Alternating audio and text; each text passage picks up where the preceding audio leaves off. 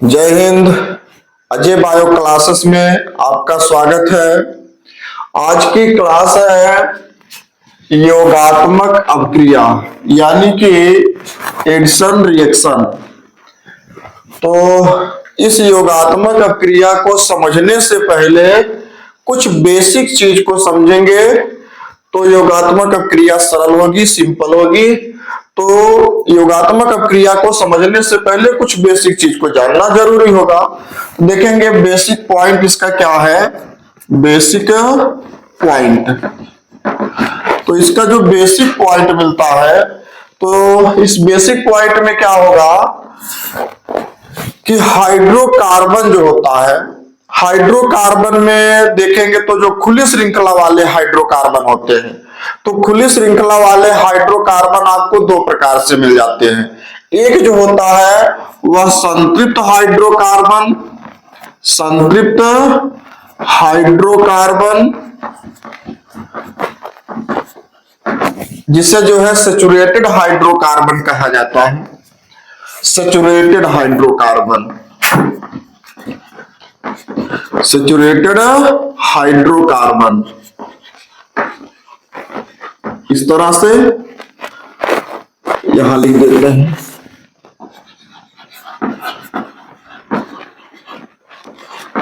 Saturated hydrocarbon. और जो है दूसरा क्या होता है असंतृप्त हाइड्रोकार्बन,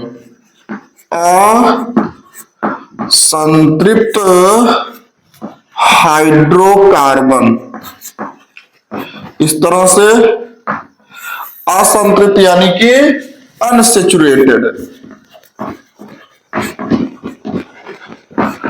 अनसैचुरेटेड हाइड्रोकार्बन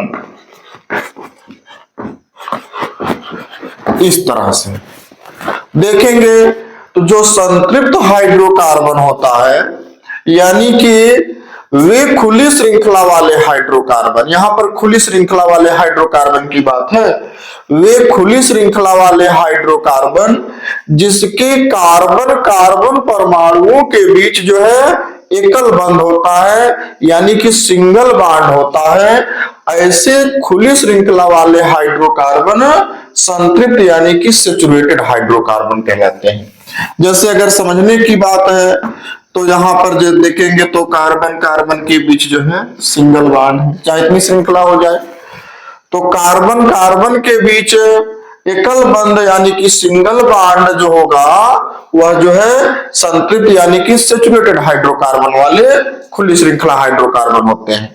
यानी कि वे खुली श्रृंखला वाले हाइड्रोकार्बन जिसके कार्बन कार्बन परमाणु के बीच एकल बंध होता है, ऐसे खुली श्रृंखला वाले हाइड्रोकार्बन सैचुरेटेड यानी कि संतृप्त हाइड्रोकार्बन कहलाते हैं। अब देखेंगे असंतृप्त हाइड्रोकार्बन यानी कि अनसैचुरेटेड हाइड्रोकार्बन। तो वे खुली श्रृंखला वाले हाइड्रोकार्बन जिसके कार्बन कार्बन परमाणुओं के बीच युग्म बंध यानी कि डबल बॉन्ड अथवा कार्बन कार्बन परमाणु के बीच त्रिक बंध यानी कि ट्रिपल बॉन्ड होता है, ऐसे खुली श्रृंखला वाले हाइड्रोकार्बन अनसैचुरेटेड हाइड्रोकार्बन यानी कि असंतृप्त हाइड्रोकार्बन कहलाते हैं। तो देखेंगे तो अगर जो है कार्बन कार्बन परमाणु के बीच डबल बॉन्ड है यानी कि युग्म बंध है, तो देखेंगे तो यह जो है क्या कहलाएगी, एथीन कहलाएगी। भाई दो कार्बन है तो एथीन हो गया। डबल बॉन्ड के लिए, डबल बॉन्ड के लिए इन लग जाता है तो क्या बन जाएगा, एथीन। और देखेंगे दो कार्बन इसमें है, दो कार्बन के लिए एथ हो जाएगा, एथ। और जो है ट्रिपल बॉन्ड के लिए आइन लगाते हैं यानी कि एथाइन हो गया।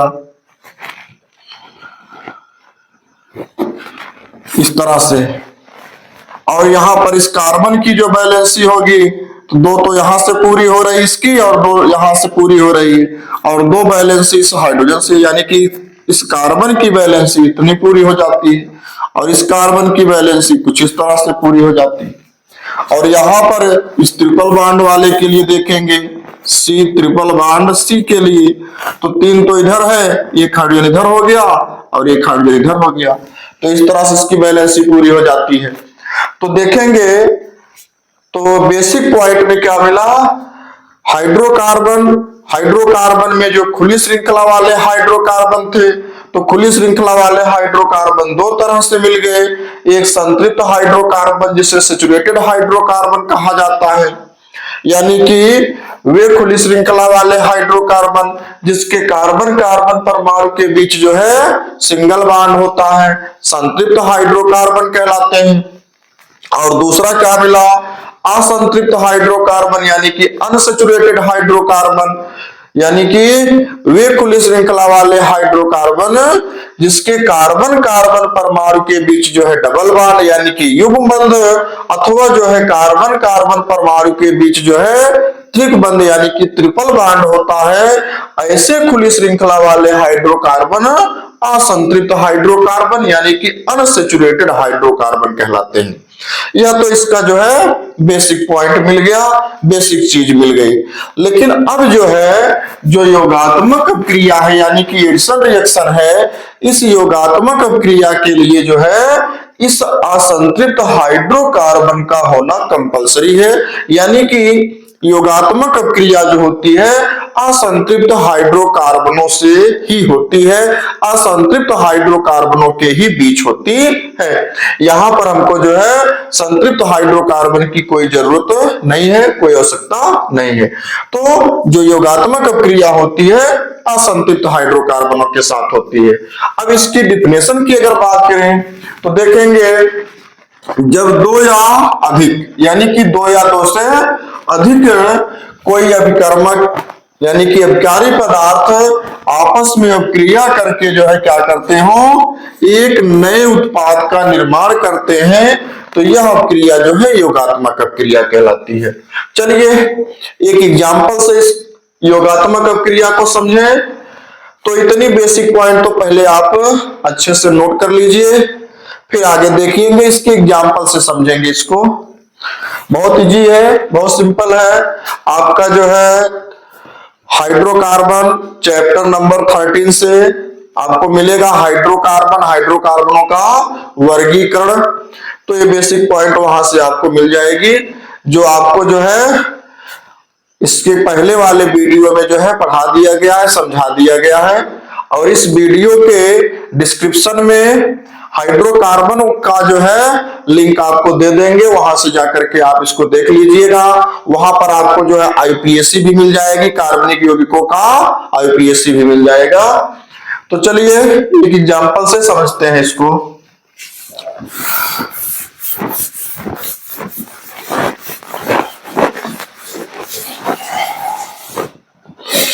देखेंगे एग्जांपल से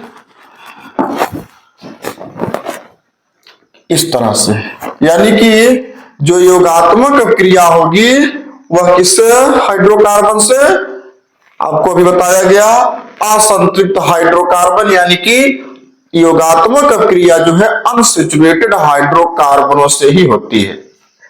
देखेंगे तो अनसैचुरेटेड हाइड्रोकार्बन में युग्म बंध वाला होगा अथवा त्रिक बंध वाला होगा, डबल बॉन्ड के लिए अथवा ट्रिपल बॉन्ड के लिए। तो चलिए अगर हम यहां पर जो है कुछ इस तरह से एग्जांपल लें ऐसे, तो देखेंगे तो यहां पर जो है यह एथीन होगी, कार्बन कार्बन के दो कार्बन है तो दो कार्बन के लिए एथ होगा, और डबल बॉन्ड के लिए जो है इन होगी, यानी कि यह एथीन हो गई। इस एथीन में देखेंगे इस कार्बन की वैलेंसी जो है यहां से दो और यहां से एक हाइड्रोजन और एक हाइड्रोजन, यानी कि 4 वैलेंसी इसकी मिल गई। और इस कार्बन से यहां पर एक हाइड्रोजन और यानी कि इस तरह से। इसको अगर हम लिखें तो इसको कुछ इस तरह से भी लिख सकते हैं, अथवा करके क्या C2H4। अब इसको लिख देंगे एथीन, ये एथीन हो गई।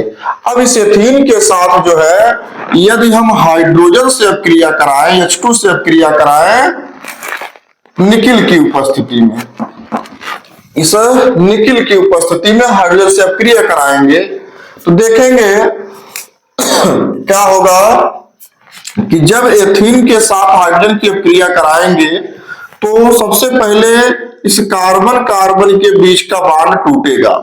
जब कार्बन कार्बन के बीच का बॉन्ड टूटेगा तो यहां पर देखेंगे इस कार्बन के साथ यहां से एक हाइड्रोजन यहां पर जुड़ जाएगा और इस कार्बन के साथ एक हाइड्रोजन यहां पर जुड़ जाएगा। तो संरचना कुछ इस तरह से बन जाएगी, क्या ऐसे, इस तरह से। और देखेंगे तो ऐसे है। अब बॉन्ड टूटा तो एक हाइड्रोजन इसके साथ जुड़ जाएगा और एक हाइड्रोजन इसके साथ जुड़ जाएगा। यानी कि इसको अगर हम लिखें तो जो है C2H, तीन इधर C2H6, यानी कि इसको क्या नाम देंगे, एथेन। दो कार्बन है, दो कार्बन के लिए यहां पर जो है एथ होगा और यहां पर कार्बन कार्बन के बीच जो है सिंगल बॉन्ड आया है। इधर देखेंगे तो असंतृप्त खुली श्रृंखला वाले हाइड्रोकार्बन लिया गया है और इधर प्राप्त हो रहा है संतृप्त हाइड्रोकार्बन प्राप्त हो गया है। यानी कि देखेंगे तो C2 यानी कि C2H6 मिला और यहां पर बॉन्ड टूटा तो सिंगल बॉन्ड है, सिंगल बॉन्ड के लिए N हो गया, दो कार्बन के लिए एक, सिंगल बॉन्ड के लिए एथेन मिल गया। कहने का मतलब यह है कि जो है अनसैचुरेटेड हाइड्रोकार्बन जो है क्या करते हैं, कम से कम जो है दो अथवा अधिक से अधिक जो है रिएक्टेंट यानी कि अभिकर्मक यानी कि अभिकारी पदार्थ जब आपस में अपक्रिया करेंगे तो जो है एक नए पदार्थ का निर्माण करेंगे, एक नए प्रोडक्ट की उत्पत्ति करते हैं। तो यहां पर जो है यह क्रिया योगात्मक क्रिया कहलाती है, एडिशन रिजेक्शन कहलाती है। तो इस तरह से चलिए इस योगात्मक क्रिया के कुछ और एग्जाम्पल से समझें इसको हम। तो पहले तो इसको अच्छे से नोट कर लीजिए, नोट करते चलेंगे भाई तो बहुत इजी होगा, बहुत सरल होगा। चलिए इसके कुछ और एग्जाम्पल देखें। चलिए इस तरह से इसका एक एग्जाम्पल आपको इस तरह से मिलेगा, ऐसे। इतनी बात तो आप समझ ही रहे हैं, इतना स्पष्ट है। अब देखेंगे अगर इसकी अपक्रिया जो है क्लोरीन से कराएं, Cl2 से कराएंगे तो कुछ इस तरह से इसको लिख सकते हैं, ऐसे कराएंगे तो क्या मिलेगा, बस वही है, ये Cl2 है। जब इससे क्रिया करेगा तो यहाँ का बॉन्ड टूटेगा, एक Cl इसके साथ एक Cl इसके साथ, संरचना क्या बन जाएगी, इस तरह से, ऐसे बॉन्ड टूटा, सिंगल बॉन्ड हो गया और यहां पर इस तरह से, तो ऐसी संरचना मिल जाएगी। यानी कि हो जाएगा क्या, C2H कितना 4, उसके बाद C2H4 Cl2 मिल जाता है। यानी कि एक प्रोडक्ट बन गया और इधर लिया कितना गया था, दो प्रोडक्ट लिया गया, जिसमें एक जो है अनसैचुरेटेड हाइड्रोकार्बन कंपलसरी है। यहां पर क्या था, C2H4 था और ये Cl2 है। तो यह भी इसका एक एग्जाम्पल मिल जाता है। चलिए कुछ और आगे चलते हैं। देखेंगे भाई एग्जाम्पल पर जो है ध्यान देते रहेंगे, एग्जाम्पल से ही इसको समझेंगे तो ज्यादा अच्छा होगा। अभी तक तो आपको सिंपल एग्जाम्पल मिल रहा है और देखेंगे कुछ और आगे चलते हैं और एग्जाम्पल से समझते हैं इसको। तो अगला एग्जाम्पल देखेंगे इस तरह से। अगला एग्जाम्पल चलिए इसी तरह से देखें, ऐसे। इतना तो समझ रहे हैं, कार्बन कार्बन के बीच डबल बॉन्ड, असंतृप्त हाइड्रोकार्बन, दो कार्बन है, एथ हो गया, डबल बॉन्ड के लिए इन, कार्बन की वैलेंसी के लिए इधर से दो हाइड्रोजन और इधर दो हाइड्रोजन। अब अगर इसकी अपक्रिया जो है HCl से कराए, हाइड्रोक्लोरिक एसिड से कराएंगे, तो देखेंगे यहां पर जो है क्या होगा, या इसके साथ जब अब क्रिया करेगी तो यहां पर बांध टूटेगा, तब भी बांध टूटेगा। जब बांध टूटेगा तो यहां पर होना क्या है, कुछ इस तरह से तब भी बनेगा, ऐसे सिंगल बांध आएगा, ऐसे आपको मिल जाएगा।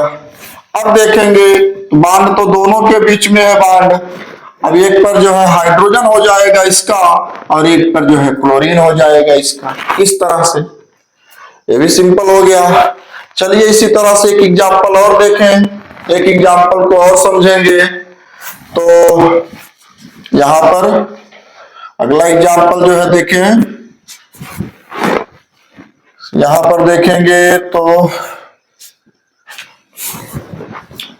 चलिए CH3 इस तरह से ले लेते हैं, CH डबल बॉन्ड जो है CH2 इस तरह से। अब इसकी अब क्रिया जो है Cl2 से कराएं, यानी कि Cl से कराएं, तब देखिए क्या बनता है, इस तरह से। थोड़ा इसको और सिंपल कर दें, थोड़ा इसको जब सिंपल करेंगे तो क्या मिल जाएगा, इस तरह से CH3 ऐसे, फिर उसके बाद CH, फिर डबल बॉन्ड CH2 ऐसे कर देते हैं, अब Cl2। चलिए इस तरह से इसको और सरल कर देते हैं। अब देखना यहां पर यह है, ये Cl2 है, क्लोरीन है। अब इसके साथ अगर रिएक्ट होगी, अब क्रिया करेगी, तो क्या करेगी, यहां पर बांध टूटेगा, सेम वही प्रक्रिया होगी, बांध टूटेगा। जब बांध टूटेगा तो क्या होना है, देखेंगे CH3, भाई देखिएगा जब यह Cl2 जो है इससे रिएक्ट होना चाहेगी, अब क्रिया करना चाहेगी, तो यहां का बांध टूटेगा। जब यहां का बांध टूटेगा तो यहां पर जो क्लोरीन है, 2 क्लोरीन है, यह तो जो है इसके साथ जुड़ नहीं पाएगी, क्योंकि यहां पर जो है इसकी बैलेंसी तो पूरी है, इसका जो है बैलेंसी पूरा है। अब यहां पर जब बांध टूटेगा तो इस कार्बन की बैलेंसी यहां पर जो है बिगड़ेगी, और इस कार्बन की बैलेंसी जो है बिगड़ जाएगी। तो इस कार्बन और इस कार्बन की बैलेंसी को पूरा करने के लिए एक क्लोरीन इसके साथ और एक क्लोरीन इसके साथ जुड़ जाती है, इतनी बात हो जाती है। तो हो जाएगा क्या, इस तरह से CH, एक क्लोरीन इसके साथ आएगी तो ऐसे बन जाएगा, यहां पर जो है सिंगल बॉन्ड हो जाएगा, और यहां पर CH2 जो है, यहां पर इसको अगर इस तरह से दिखाएं, CH2 उसके बाद Cl, इतनी संरचना मिल जाएगी इस तरह से। अब देखिए एक एग्जांपल से इसको और समझे, एक एग्जांपल इसका और देखेंगे तो क्या मिलना है। देखिए अब थोड़ा ध्यान देने वाली बात है, इस एग्जांपल को देखिए और इसी तरह से एक एग्जांपल और देखिए, ऊपर वाले एग्जांपल को मिटा दे रहे हैं।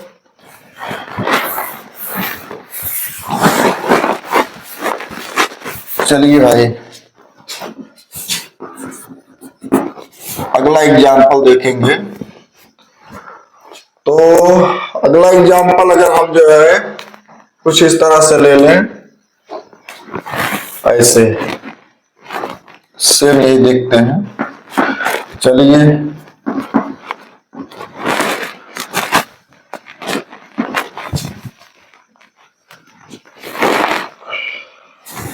चलिए ठीक है, यही लेते हैं ऐसे। अब इसकी क्रिया जो है देखेंगे तो चलिए यहां पर HCl से करा देते हैं, HCl से। अब देखिए क्या होना है, यहां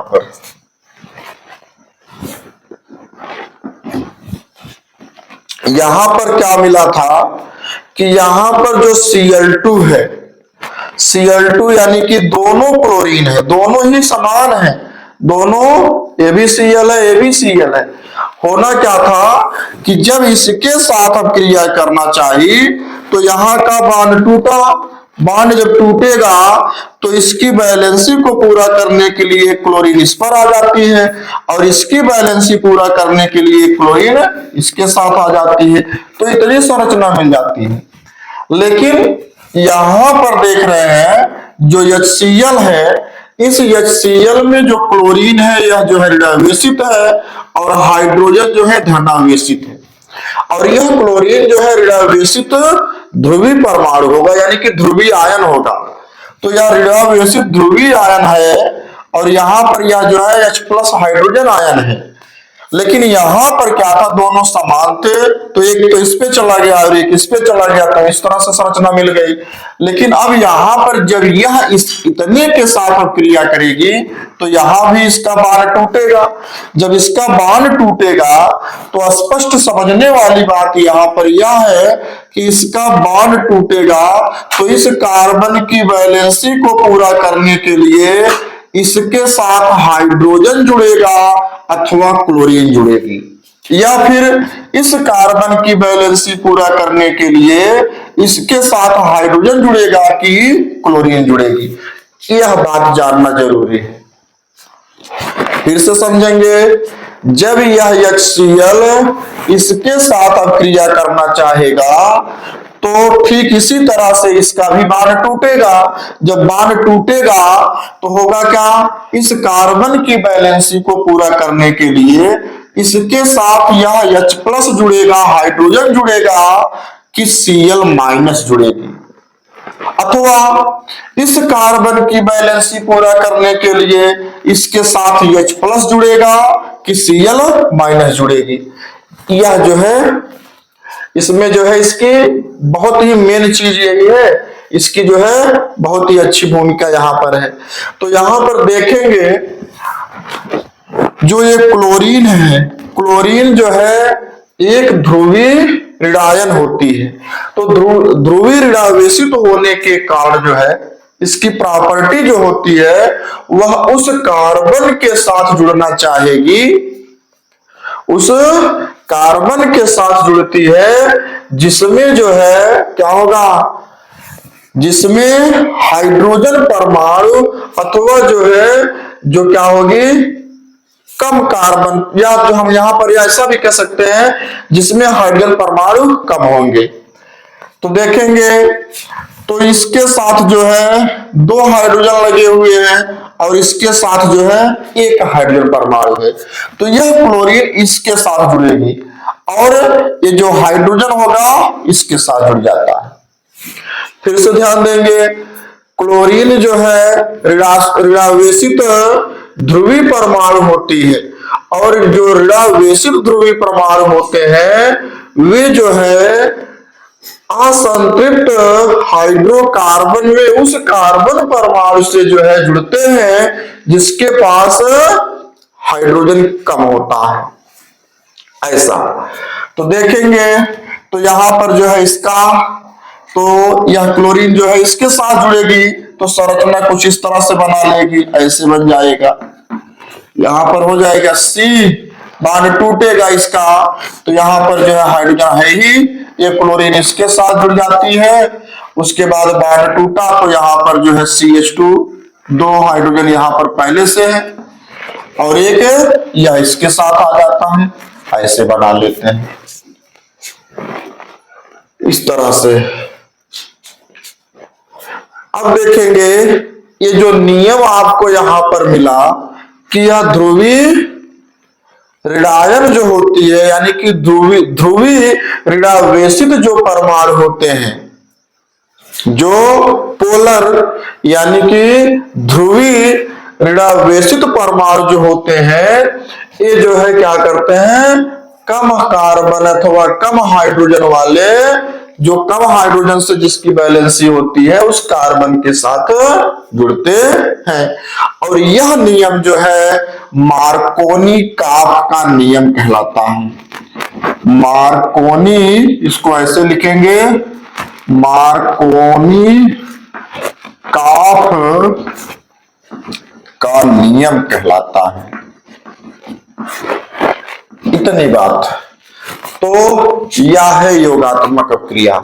योगात्मक अपक्रिया में एक बार अगर इसको फिर से रिपीट करें तो योगात्मक अपक्रिया में असंतृप्त खुली श्रृंखला वाले हाइड्रोकार्बन अथवा असंतृप्त हाइड्रोकार्बन जो होते हैं वे दो अथवा दो से अधिक आपस में जुड़ करके एक नए प्रोडक्ट बनाते हैं, योगात्मक अपक्रिया होती है। इतनी बात है। अब यह चीज आपको मिल गई तो मार्कोनी काप का नियम आपको यहां पर सिंपल वे में मिल गया कि ध्रुवी ऋणावेशित जो परमाणु होते हैं वे कम हाइड्रोजन वाले कार्बन परमाणु से जो है क्या करते हैं, जुड़ते हैं, जो योगात्मक अपक्रिया के लिए मार्कोनी काप का नियम होता है। चलिए अगली अपक्रिया जो है मार्कोनी काप के नियम की अपक्रिया मिल जाएगी। तो यानी कि मार्कोनी काप का नियम क्या है, तो अब आगे की अपक्रिया के साथ मार्कोनी काप के नियम को समझें। तो इतनी बात तो पहले अच्छे से नोट कर लीजिए, अच्छे से जो है समझ लीजिए। चलिए आगे देखें मार्कोनी काप का नियम क्या है। चलिए भाई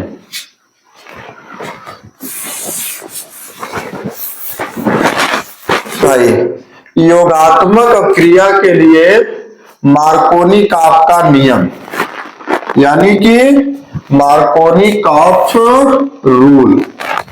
अभी यहां पर हम आपको जो है योगात्मक अपक्रिया में एक नियम यहां पर अभी समझाए जिसमें हम आपको क्या बताए कि कोई ध्रुवी अणु का योग जो है जब असममित खुली श्रृंखला वाले असममित हाइड्रोकार्बनों के साथ होता है तो उस ध्रुवी जो अणु होते हैं उस ध्रुवी अणु का जो ऋणात्मक भाग होता है वह असममित हाइड्रोकार्बन के उस कार्बन से जुड़ता है जिसमें हाइड्रोजन की संख्या कम होती है।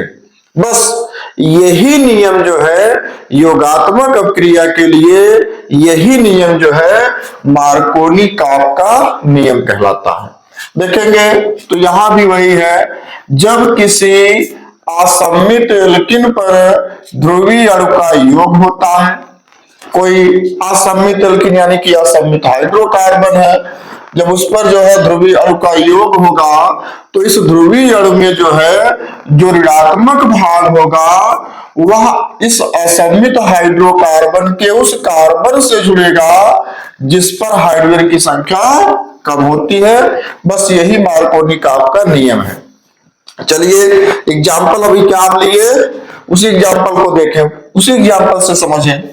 तो एग्जाम्पल अभी क्या लिया गया यहां पर, क्या था कि हाँ इस तरह से यही ऐसे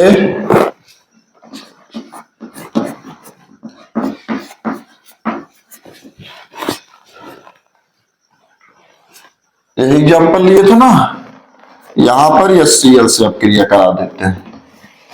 अब देखेंगे तो यहां पर देखेंगे तो या तो आपका जो है असममित हाइड्रोकार्बन हो गया, भाई डबल बॉन्ड है, खुली श्रृंखला डबल बॉन्ड है तो असममित हाइड्रोकार्बन हो गया। जब इसके साथ इस HCl हाइड्रोक्लोरिक एसिड की अपक्रिया कराएंगे तो यहां पर जो है देखेंगे इस HCl में Cl माइनस है और हाइड्रोजन प्लस है, यानी कि ऋणावेशित है धनावेशित है। अब यहां पर देखेंगे तो जो क्लोरीन है यह क्लोरीन तो एक जो है क्या हो गई, ध्रुवीय ऋणायन हो गई, यानी कि ध्रुवीय ऋणावेशित जो है परमाणु हो गई। तो यह ध्रुवीय ऋणावेशित भाग जो है यह कहां जुड़ना चाहेगी, देखेंगे तो जब यह इसके साथ जुड़ना चाहेगी यानी कि अपक्रिया करना चाहेगा पूरा यह भाग तो इसका यह बांड टूटेगा। जब यह बांड टूटेगा तो ये जो ध्रुवीय ऋणावेशित क्लोरीन है यह अणु जो है कहां जुड़ेगी, इस नियम के अनुसार उस कार्बन के साथ जुड़ेगी जिसके पास हाइड्रोजन कम होगा। यहां पर देखेंगे तो इस कार्बन से 2 हाइड्रोजन है, इस कार्बन से सवाल ही नहीं बनता, चूंकि इसकी वैलेंसी तो ऑलरेडी पूरा है, 3 हाइड्रोजन भी है। लेकिन इस कार्बन से देखेंगे, इसकी तुलना में यहां पर जो है 1 हाइड्रोजन है, यानी कि यह क्लोरीन इस कार्बन से जुड़ेगा और हाइड्रोजन जो है इसके साथ जुड़ जाता है। तो क्या बनाएगी यह, इस तरह से बना लेता है, ऐसे यह बनाएगा। अब इसके साथ जब क्लोरीन जुड़ेगा तो भाई इसका हाइड्रोजन पहले से है, क्लोरीन इसके साथ Cl जुड़ जाता है, बॉन्ड टूटा और इसके बाद इसके साथ हाइड्रोजन जुड़ जाएगा। तो इस तरह से ये हाइड्रोजन इसके साथ जुड़ेगा, ऐसे बना लेता है। इतनी बात। तो यह नियम मार्कोनी-काप का नियम। चलिए इसी तरह से मार्कोनी-काप के और नियम देखें, तो और नियम देखेंगे और एग्जाम्पल देखेंगे। तो और एग्जाम्पल में कुछ इस तरह से देख लेंगे, CH3 ऐसे, उसके बाद जो है CH डबल बॉन्ड C, ऐसे देखेंगे CH3 CH3, इतना। अब क्रिया करा देंगे, चलिए हम HBr से करा देते हैं, HBr से क्रिया कराते हैं। अब इस HBr में देखेंगे तो यहां पर जो है Br माइनस है, H जो है धनावेशित है। बस जो नियम यहां पर है सेम वही नियम यहां पर होना है।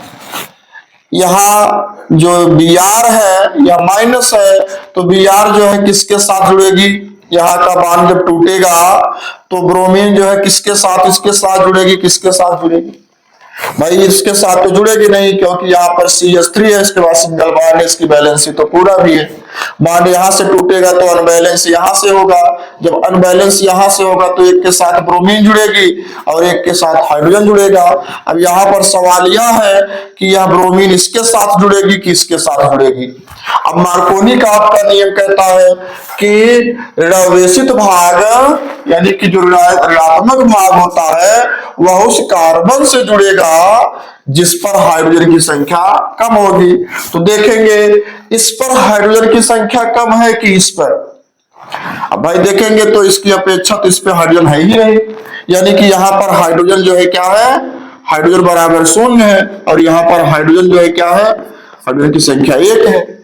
तो मार्कोनी-काप के नियम से ध्रुवीय परमाणु जो होगा, उस ध्रुवीय परमाणु का जो ऋणात्मक भाग है यह इस असंतृप्त हाइड्रोकार्बन के उस कार्बन से जुड़ेगी जिस पर हाइड्रोजन की संख्या कम होगी। तो इसके साथ हाइड्रोजन की संख्या 0 है, यानी कि हाइड्रोजन है ही नहीं, तो यह ब्रोमीन जो है इसके साथ जुड़ जाएगी और हाइड्रोजन इसके साथ जुड़ जाएगा। यही है मार्कोनी-काप का नियम। तो हम क्या करेंगे यहां पर, तो आपको कुछ इस तरह से मिल जाएगा, ऐसे क्या मिल जाएगा, CH3, उसके बाद यह आपका CH है, यहां का बॉन्ड टूटा, तो बॉन्ड टूटा तो इसके साथ जो है हाइड्रोजन आ जाएगा और यहां पर जो है CH3 पहले से है, CH3 पहले से यहां पर, और जो है इसके पास हाइड्रोजन नहीं है तो ब्रोमीन इसके साथ जुड़ जाएगी, Br बना देंगे इस तरह से, ऐसे। चलिए इसी तरह से इसके और भी एग्जाम्पल मिलते हैं। तो देखेंगे ये तो जो है क्या मिला आपको, युग्म बंध के साथ मिला। चलिए इसी तरह से जो है त्रिक बंध वालों को देख ले, तो त्रिक बंध के कुछ एग्जाम्पल देखेंगे। तो चलिए यहां पर इसको मिटा देते हैं,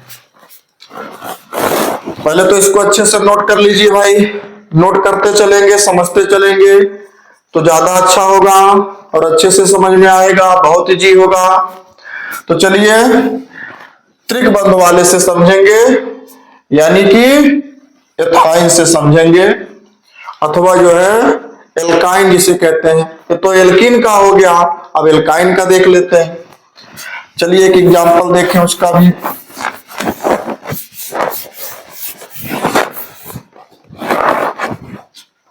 देखेंगे CH3 single bond C, triple bond CH, इस तरह से देख लेते हैं। अब क्रिया इसकी जो है जल से करा दें, यानी कि HOH से करा दें। जब क्रिया इसकी जल से कराएंगे तो देखेंगे यहां पर होता क्या है। यहां पर लेंगे मर्क्यूरस होगा, मर्क्यूरिक होगा, और यहां पर जो है डाइल्यूट H2SO4 होगा। H2SO4 होगा, कैसा? डाइल्यूट, और जो है 60 डिग्री सेल्सियस पर। देखेंगे तो इसको अगर नहीं भी जानेंगे तो कोई दिक्कत नहीं है, लेकिन आप मार्कोनी काप के नियम में जो है यहां पर जो एल्काइन मिला है इसकी अब क्रिया जो है जल से कराना है। तो यहां पर जल से कराएंगे तो देखेंगे इस जल में, भाई देखेंगे तो जल जो है इस तरह से H2O होता है जल। जब जल जो है अपने आयनों में टूटता है तो यहाँ पर जो है H प्लस और OH माइनस आयन बनाता है इस तरह से, इसलिए हम यहाँ पर HOH लिखे हैं। यहाँ पर समझने के लिए लिख दिया गया है, आपको दिखाया गया है। तो यहाँ पर देखेंगे तो जो OH है इस पर माइनस चार्ज है और H जो है इस पर प्लस चार्ज है। अब मार्कोनी का आपका नियम कहता है कि जो है या जो ध्रुवीय भाग है, इस ध्रुवीय भाग में जो ऋणावेशित होता है, ऋणात्मक होता है, वह जो है इस असममित हाइड्रोकार्बन के उस कार्बन से जुड़ेगा जिसमें हाइड्रोजन की संख्या कम होगी। तो हाइड्रोजन देखेंगे तो इसके पास तो एक हाइड्रोजन है और इसके पास 3 हाइड्रोजन से मतलब नहीं है। यहाँ पर ट्रिपल बॉन्ड है, तो बॉन्ड जब टूटेगा तो इस कार्बन के पास देखेंगे तो एक भी हाइड्रोजन नहीं है, यानी कि ये OH जो है इसके साथ जुड़ेगा। तो क्या मिलेगा आगे आपको? CH3 C, अब यहां से जो है बॉन्ड टूटेगा तो हो जाएगा डबल बॉन्ड इस तरह से। यहां पर देखेंगे ट्रिपल बॉन्ड है, इसके जुड़ने से यहां पर जब बॉन्ड टूटेगा तो डबल बॉन्ड होगा और इस कार्बन के साथ जो है क्या जुड़ेगा? ऋणात्मक भाग यानी कि OH जुड़ जाएगा। और यहां पर जो है CH ऑलरेडी है और हाइड्रोजन इसके साथ जुड़ेगा तो इस तरह से जुड़ जाएगा ऐसे। अब देखेंगे तो यहां आपको जो है इतना मिल जाता है, इस तरह से आपको मिल जाता है। लेकिन यह तो आपको मार्कोनी काप का नियम मिल गया, लेकिन अब क्रिया जो है इसकी और आगे भी होगी। तो जो 12th वाले हैं देखेंगे तो जो है जो आइसोमेरिज्म मिलता है यानी कि समावयवता मिलता है, तो समावयवता में जो है क्या होता है? टाटोमेरिज्म होता है, यानी कि चलावयवता होता है। जो टाटोमेरिज्म है, टाटोमेरिज्म यानी कि चलावयवता, तो चलावयवता के कारण क्या होता है कि इस देखेंगे तो जो OH है हाइड्रोक्सिल आयन है, इस हाइड्रोक्सिल आयन का जो हाइड्रोजन है आइसोमेरिज्म में यानी कि समावयवता में जो टाटोमेरिज्म होता है, चलावयवता होती है। चलावयवता में क्या होगा कि यहाँ का जो हाइड्रोक्सिल आयन का हाइड्रोजन है, यह हाइड्रोजन जो है क्या करता है? इसके पास चला जाता है। जब इसके पास जाएगा तो संरचना कुछ इस तरह से बन जाएगी। क्या? CH3 C double bond O ऐसे हो जाएगा। और देखेंगे क्या मिल जाएगा?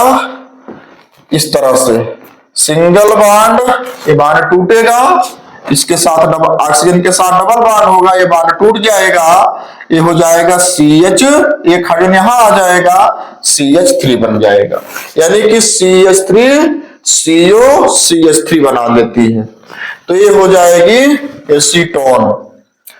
एसीटोन ऐसे, ये है मार्कोनी काप का नियम। इसी तरह से और भी एग्जाम्पल मिल जाएंगे आपको।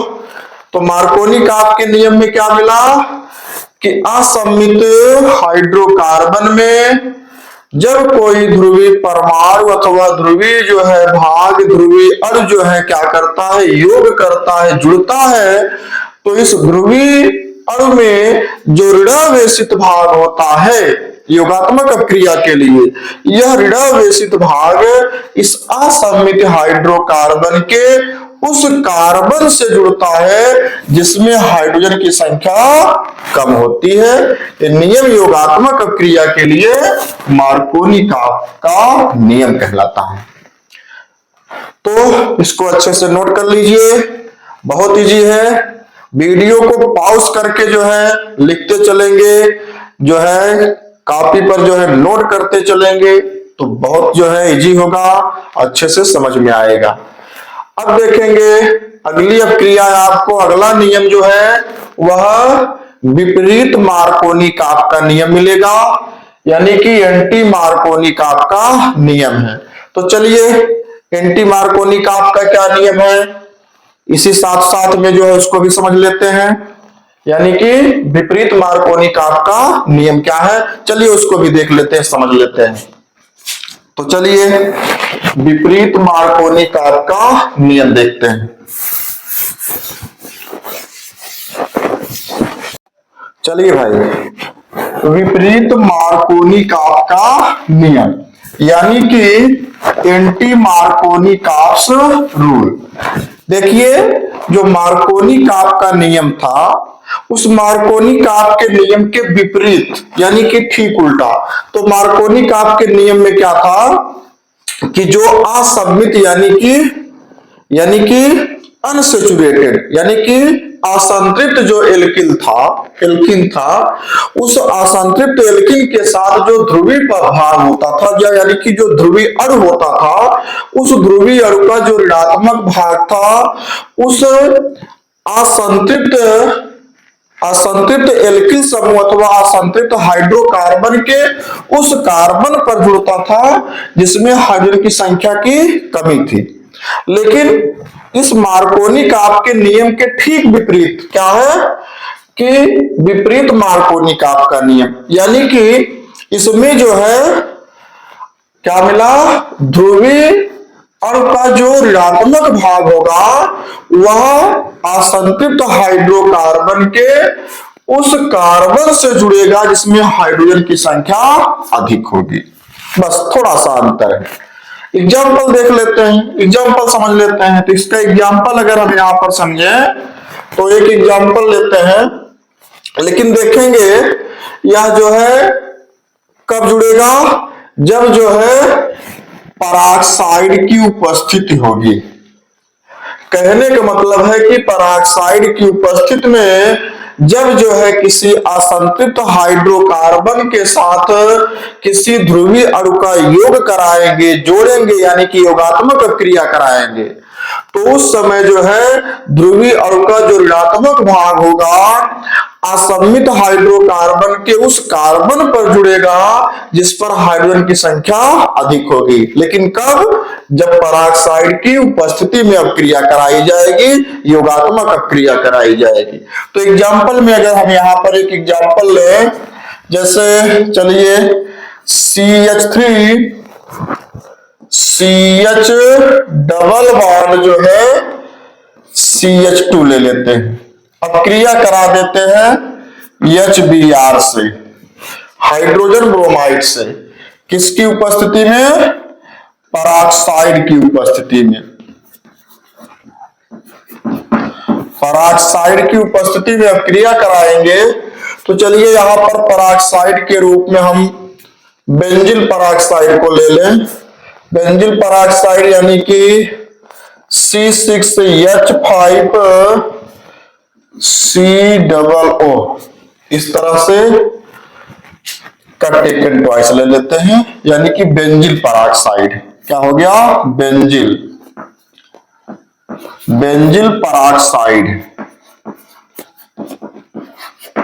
पराक्साइड के रूप में हम बेंजिल पराक्साइड को ले लेते हैं। अब देखेंगे तो पराक्साइड की उपस्थिति है, पराक्साइड के रूप में यहां पर हम जो है बेंजिल पराक्साइड लिए हैं। तो इस पराक्साइड की उपस्थिति में इस ध्रुवीय अणु की अभिक्रिया इस असंतृप्त हाइड्रोकार्बन के साथ जब कराएंगे तो विपरीत मार्कोनी का आपका नियम चलेगा। यानी कि यहां पर देखेंगे तो ब्रोमीन ऋणावेशित है और हाइड्रोजन धनावेशित है। यह ऋणावेशित भाग जो है उस कार्बन परमाणु के साथ जुड़ेगा जिसके पास हाइड्रोजन की संख्या अधिक होगी। तो हाइड्रोजन की संख्या अधिक किसके पास है? इसके पास है, किसके पास है? इसके पास एक हाइड्रोजन है, इसके पास दो हाइड्रोजन है। यानी कि ब्रोमीन यानी कि Br इसके साथ जुड़ेगी और जो है हाइड्रोजन इसके साथ जुड़ेगा। तो क्या मिल जाएगा?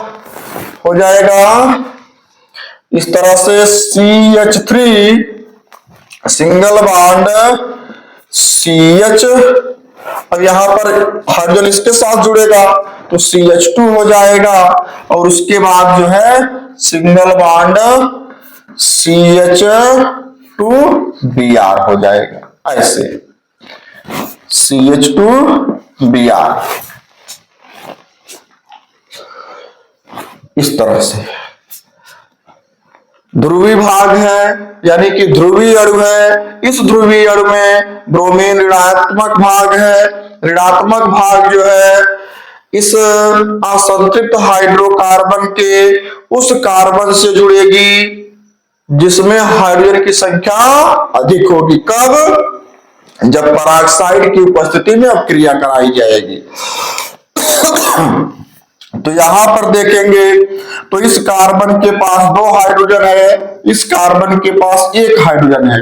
यानी कि इन दोनों में इसके पास हाइड्रोजन ज्यादा है तो यह ऋणात्मक भाग इसके साथ जो है CH2Br बना लेती है। बॉन्ड टूटा है सिंगल बॉन्ड और हाइड्रोजन इसके साथ CH2 बनाता है और यह संरचना इस तरह से मिल जाती। तो ये है योगात्मक क्रिया के लिए विपरीत मार्कोनी काप का नियम जो पराक्साइड की उपस्थिति में होती है। मार्कोनी काप के नियम और विपरीत मार्कोनी काप के नियम में थोड़ा सा अंतर यही मिला है कि मार्कोनी काप के नियम में पराक्साइड नहीं था और जो है ध्रुवीय जो अणु थे, ध्रुवीय अणु का जो ऋणात्मक भाग था वह असंतृप्त हाइड्रोकार्बन के उस कार्बन से जुड़ रहा था जिसमें हाइड्रोजन की संख्या कम थी।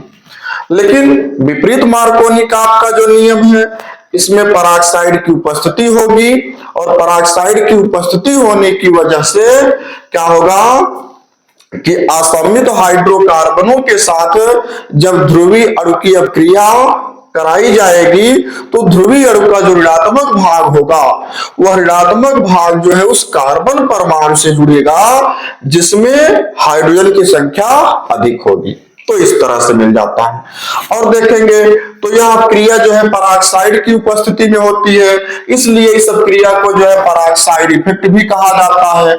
और जो है इस क्रिया का यानी कि विपरीत मार्कोनी काप के नियम को जो है कौन खरास जो है, खरास वैज्ञानिक थे, खरास जो है रसायनज्ञ थे, तो खरास के द्वारा दिया गया, इसलिए इसको जो है खरास इफेक्ट भी कहा जाता है। तो यह रहा विपरीत मार्कोनी काप का नियम। तो चलिए इसी के साथ आज की क्लास यहीं पर जो है खत्म करते हैं। आगे की क्लास को हम आप कल देखेंगे कुछ नए नियम के, कुछ उसमें जो है आपको नए नियम मिलेंगे, नए नियम को जानेंगे, समझेंगे, कुछ नई क्रिया को समझेंगे। तो हाँ भाई, पहली बात तो इस क्रिया को अच्छे से नोट कर लीजिए, समझ लीजिए। चलिए तब तक के लिए धन्यवाद। जय हिंद।